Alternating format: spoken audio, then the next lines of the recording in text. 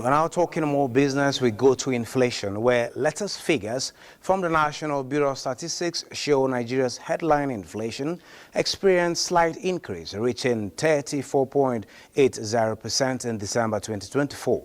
The NBS says this marks a marginal rise of 0.20% from November 2024's rate of 34.60%, primarily driven by increased demand for goods and services during the festive season.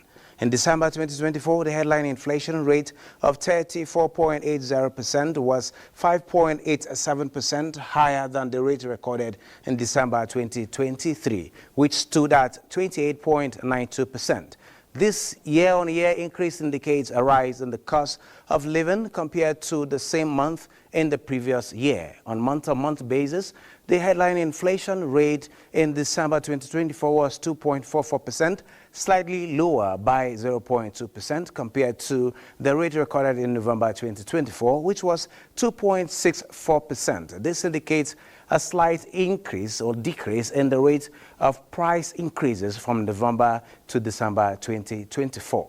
Now, looking at urban inflation was 37.29% to 6.30 percentage points higher compared to 31% recorded in December 2023. And looking at rural inflation here, it was 32.47% on year as compared to 5.37%, higher compared to 2.10% recorded in December 2023.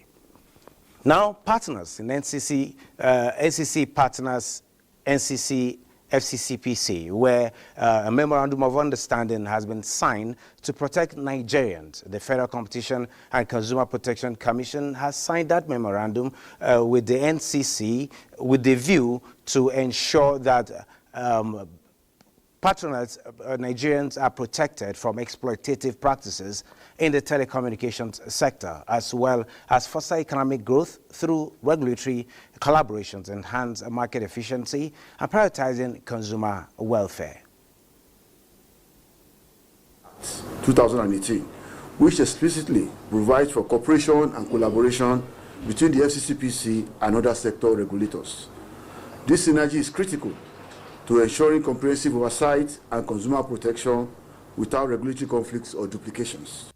By aligning our efforts, the NCC and FCCPC aim to avoid regulatory uncertainty and create clarity for the benefit of all stakeholders in the communications sector and in furtherance of their joint responsibility to ensure the realization of the federal government's ease of doing business objectives.